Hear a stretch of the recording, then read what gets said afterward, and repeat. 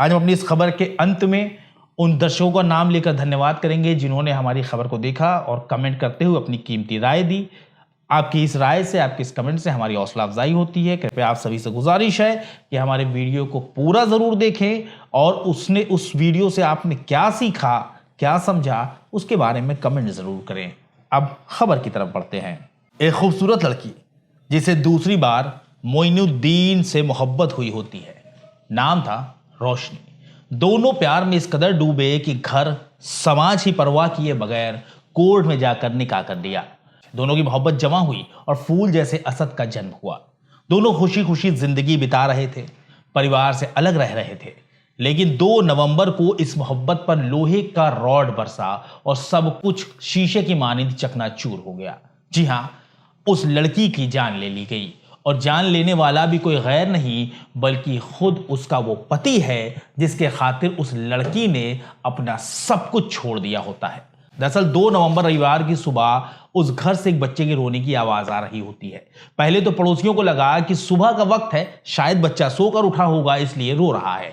लेकिन करीब 1 घंटा गुजरने के बावजूद बच्चे के रोने की आवाज कम नहीं हुई। वो लगातार रोता जा रहा होता है। पड़ोसियों ने नोटिस किया कि मासूम असद को उसके मां या पापा कोई भी चुप कराने की कोशिश नहीं कर रहा। पड़ोसी सोचने लगे कि आखिर कोई असद को चुप क्यों नहीं करवा रहा। तभी एक पड़ोसी मासूम असद के रोने का सबब जानने के लिए घर में दाखिल हो जाता है। सामने वाले कमरे से ही असद के रोने की आवाज आ रही होती है, लेकिन दरवाजा बाहर से लॉक होता है। पड़ोसी ने अंदर झांक कर देखा तो उनके होश उड़ गए, क्योंकि मासूम असद जिस बिस्तर पर बैठा रो रहा होता है उसी बिस्तर पर असद के बिल्कुल बगल में असद की मां रोशनी का बेजान जिस्म पड़ा होता है, जो कि पूरी तरह खून से सना होता है। ये देखते ही पड़ोसी चीख पड़े। वो भागते हुए घर से बाहर निकले और बाकी लोगों को मामले की जानकारी दी गई। कुछ देर में ही मौके पर पुलिस भी पहुंच गई। दरवाजा तोड़कर पुलिस कमरे में दाखिल हुई तो सामने बिस्तर पर मासूम असद रो रहा होता है, तो वहीं उसकी मां रोशनी बिस्तर पर बेदम पड़ी होती है। इतना ही नहीं, पूरे फर्श पर सिर्फ खून ही खून बिखरा होता है। पुलिस ने जांच शुरू की तो पता चला कि महिला का पति मोइनुद्दीन मौके से लापता है, फरार है।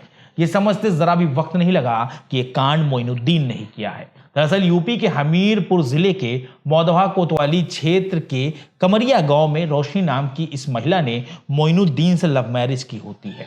महिला की यह दूसरी शादी होती है।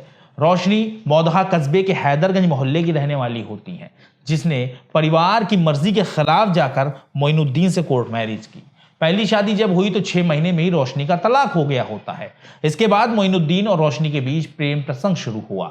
मोइनुद्दीन नशे का आदी होता है। ग्रामीणों के अनुसार 10 साल पहले मोइनुद्दीन गांव के ही एक युवक की हत्या के मामले में अपने भाई कमरुद्दीन के साथ जेल भी जा चुका है। जमानत पर बाहर आने के बाद वो भाजपा अल्पसंख्यक मोर्चा से जुड़ा और कुछ वक्त के लिए मंडल अध्यक्ष भी रहा। मोइनुद्दीन अक्सर शराब पीकर पत्नी से झगड़ा करता और वो कई बार अपनी पत्नी को घर से भगा भी चुका होता है, लेकिन जब नशा उतरता तो माफी मांगकर पत्नी को वापस ले आता।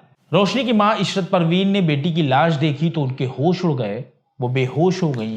होश आने पर उन्होंने रोते हुए कहा कि उनका दामाद मोइनुद्दीन बेरोजगार था और अक्सर पैसों की मांग करता। हम हर महीने नाती के लिए 5,000 रुपए भेजते थे ताकि बच्चे को दूध मिल सके, लेकिन उसकी पैसों की डिमांड कभी खत्म नहीं हुई। फिर भी वो बेटी पर जुल्म सितम ढाता रहा। मां ने रोते हुए बताया कि उनकी बेटी रोशनी खूबसूरत थी, अगर राह चलते कोई उसे देख लेता तो मोइन उसकी पिटाई करता था। परिवार के मुताबिक शनिवार 1 नवंबर की देर रात दोनों के बीच किसी बात को लेकर विवाद हुआ। गुस्से में मोइनुद्दीन ने पत्नी को कमरे में बंद किया और लोहे की रॉड से पीट पीट कर उसकी जान ले ली। लेकिन हद तो तब हो गई जब मोइनुद्दीन रोशनी के शव के साथ साथ बेटे को भी कमरे में बंद करके फरार हो गया। उसे जरा भी अपने बेटे का ख्याल ना रहा।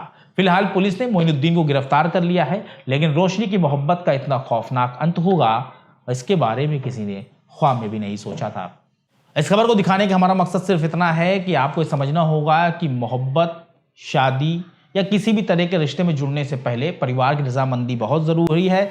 परिवार को कॉन्फिडेंस में लेना बहुत ज़रूरी है। इस तरह गर्मजोशी में लिए गए फैसले अक्सर गलत साबित होते हैं।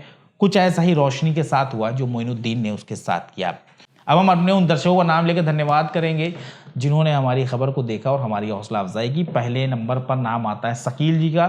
शकील जयपुर से ताल्लुक़ रखते हैं और वहाँ से हमारे दर्शक हैं, इन्होंने कमेंट किया, हमारा हौसला बढ़ाया। दूसरे नंबर पर आज़ाद अहमद हैं। तीसरे नंबर पर सैफ़ी हैं, ये बहराइच से ताल्लुक़ रखते हैं। आप सबका बहुत बहुत शुक्रिया। उसके बाद नरेंद्र कुमार उर्फ बाबा हैं, ये भी बहराइच ज़िले से ताल्लुक़ रखते हैं। आपका भी बहुत बहुत शुक्रिया। लखनऊ से मोहम्मद मुजीब हैं और मोहम्मद हबीब हैं, साथ ही सोनू हैं, ये भी लखनऊ से ही हैं, इनके भी कमेंट आए हैं तमाम।